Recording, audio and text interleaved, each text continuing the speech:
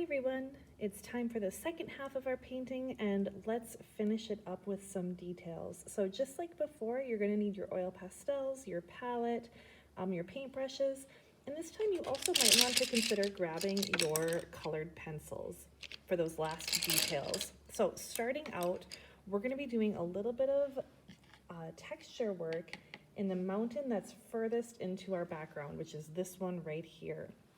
So I'm going to use the colors that I had before. I have some blues, I have some greens, browns, things like that. I'm going to go for one of my greenish brown colors, and I'm going to add a lot of water. I want there to be just a very slight contrast between the color that's already on the mountain and the painting that I'll be doing. So I'm going to use a little bit of scratch paper here and just test it out and make sure that it's really, really nice and light before I start painting. And then in my furthest back mountain, I'm going to hold my paintbrush to its side, and I'm just going to do some almost like polka dots, like vertical lines up and down. Again, just doing a little bit of texture. I'm not painting the whole thing in, but I want to just give a little bit of impression that there's some texture in that mountain.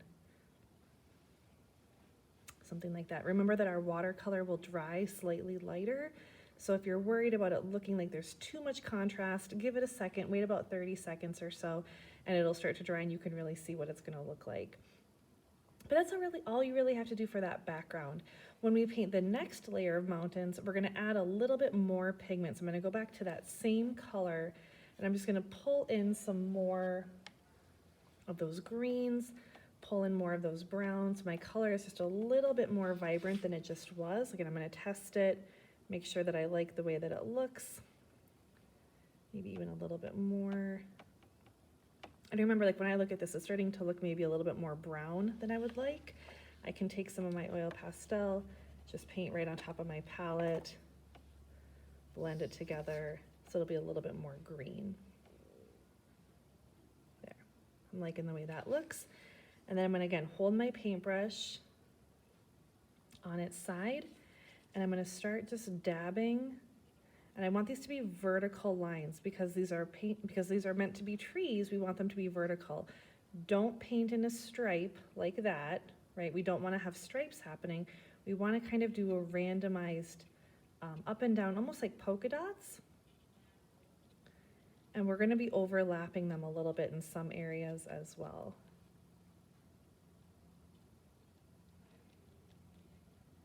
So again, if it starts to feel like you're doing polka dots, go back and overlap a little bit where you just were. The places where you overlap also are going to create a second layer of color that's going to create a little bit of contrast.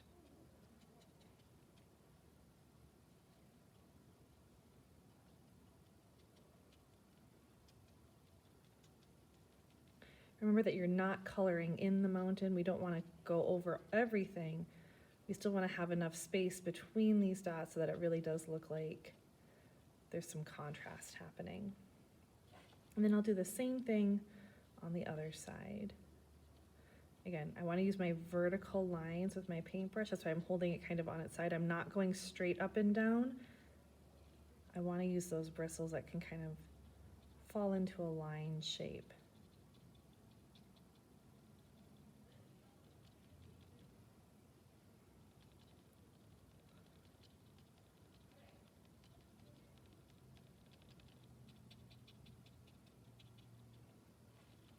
There we are. So we have, again, a little bit of more vibrant color here. Our background is looking nice and light with a really slight amount of contrast back there. And then we're going to get to our mountains that have the most detail, which is the ones that are closest to us. So once again, I'm going to use a little bit of color, make it a little bit more vibrant once again. And this is the one where we're going to spend a little bit more time really getting some detail work. So I'm going to hold my paintbrush on its side, and I'm going to do just a few vertical lines. I need a little bit more vibrant color here.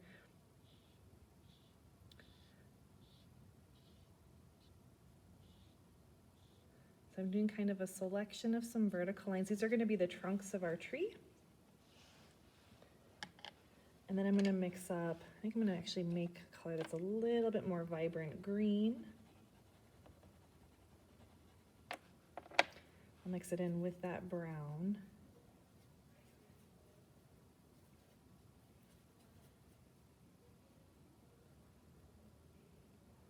something like that. And then we're gonna paint in our tree. So to do this, we want it to look kind of like a pine tree. At the top of your line, you're just gonna do a few dots. And then as you move down, you're gonna go wider and wider to give that sense of a tree. You want to overlap these a little bit. Don't use too much water, because if you use water, then you're gonna make your color very transparent and see-through. We wanna make sure our colors are nice and bold.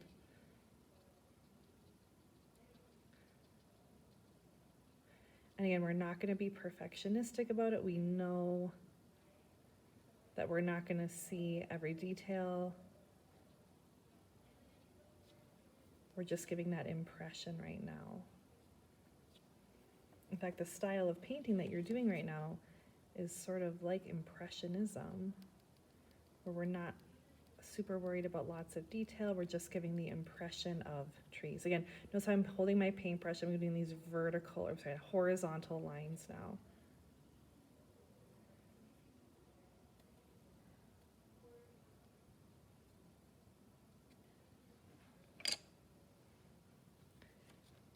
Make sure that you have a good amount of contrast with your color between the tree and the background. You don't want them to blend into each other. If they're the same color, they're going to blend.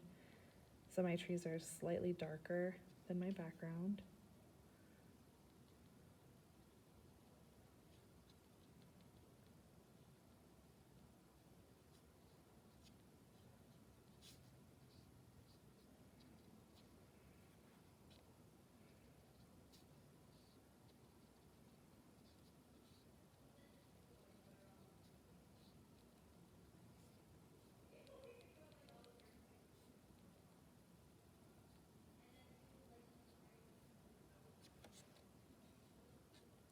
And every now and then you may want to add some more verticals in there.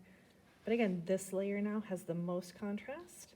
This one has a little bit less, and then this one in the furthest background has the least amount of contrast. We're gonna do the same thing over in this area with our trees. So I may have to make a little bit more paint again. Again, I'm gonna make kind of like this dark brownish black for my tree trunks. I'm gonna do some vertical lines to start out.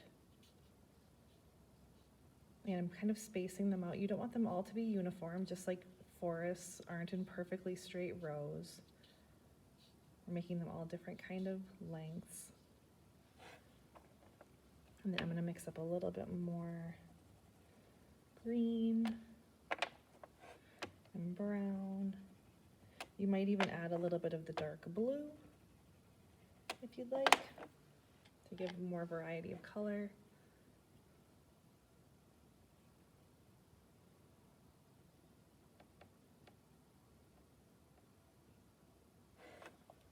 And then we're going to be painting again, starting at the top of any of those lines, just a few dots, and then getting wider and wider as you move toward the bottom.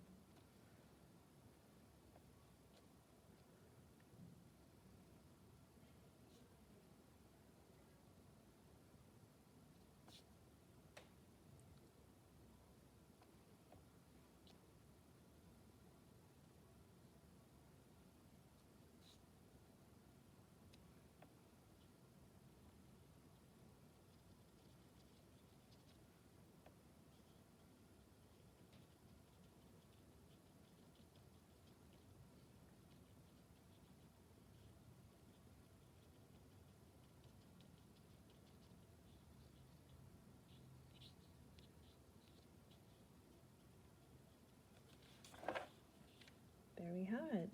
Again, most contrast here, a little bit less contrast, and then least in the background. So we have all of the background done now. The last thing we're going to be working on is this area down here, and this is where you can really play around a little bit, have some fun. I'll show you a few examples of ways you could do a shrub, or some grass, or some flowers, or some rocks. So starting out, I'm going to do a few flowers. The color choice I'm going to use are yellow and red. You could use whatever color flower you'd like. You can think about, do you want the flowers to be actually on the ground part, or do you want them to maybe go up in the air and have them in the water area? I'm going to do a couple of both so you can see the difference. So for example, this one, I'm just doing kind of like a little tiny star pattern. I might do a few on the brown area. You'll notice that there's going to be less contrast here. This red is not going to stand out quite as much as it will on the light area. And kind of like a little star, I'll do a few yellow flowers as well. Again, yellow is going to be a hard color to get to stand out much on my brown background. And then you can choose if you want to use like a colored pencil for this area. You could pull in a few stems, put them down into the ground like this.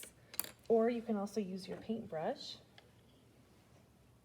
Use that brown or that green that you've mixed up already. Again, you want it to be nice and vibrant. Or you can paint actual lines in if you'd like to.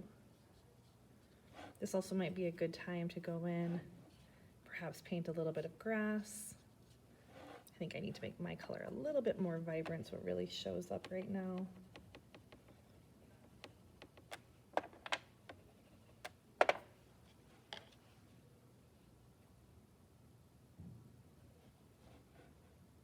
Again, not too much water on my paintbrush.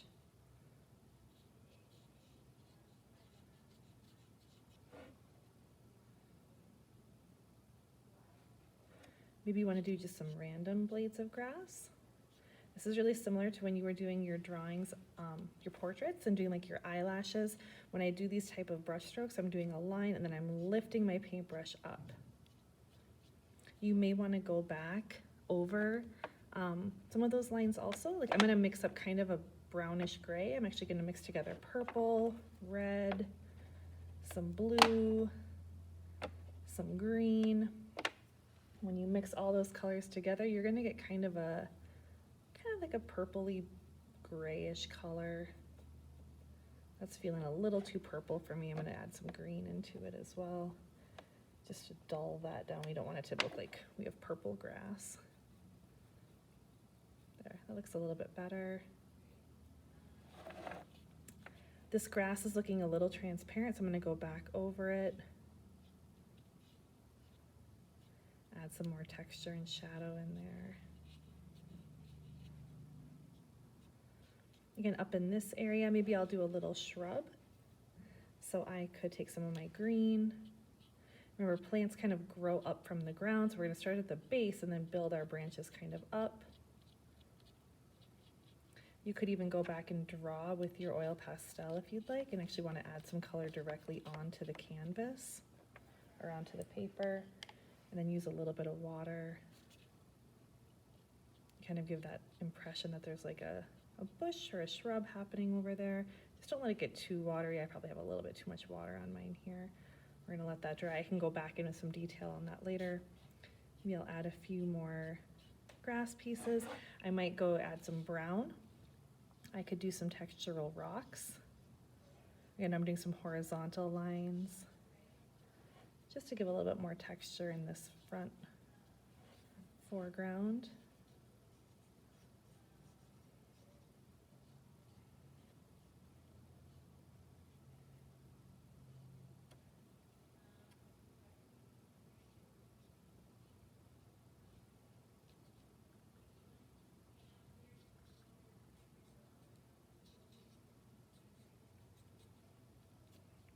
So this is your time to just kind of have fun and do whatever kind of textural line work you want.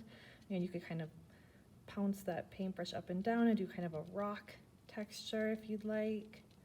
Working horizontally, you could add more grass, you could add more shrubs. I could put more shadows in this later on. Again, you have your colored pencils too, so feel free to go in if you want to and do some drawing. You can even do a little bit of scratching on the paper. Just be careful that you don't put any holes in your paper, of course. And in general, you only want to use your colored pencil on areas that are dry, right? If it's wet, we could run the risk of scratching or damaging our paper.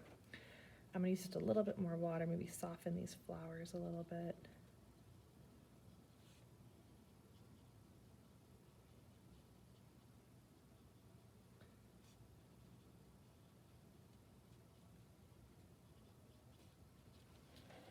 So there you have it. Enjoy kind of putting that detail into your finished work. When you feel like you're totally done and you're happy with your project, take a photograph of it and then upload it through Canvas, please. In unit number 5, landscape painting, you'll see an assignment called Landscape Painting Assessment. All you need to do is just upload a photo of your finished work. Thanks, guys.